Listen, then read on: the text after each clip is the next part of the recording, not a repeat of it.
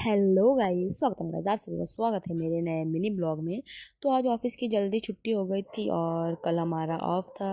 तो जिया के फेस में स्माइल देख रहे हो। वैसे होता ही है खुशी अगर ऑफ होता है तो ऑफिस से घर आने के बाद मैं चली गई थी भाई के वहाँ, क्योंकि आज भाई का नए घर में गृह प्रवेश था और उनके घर में कीर्तन भी होने वाला था।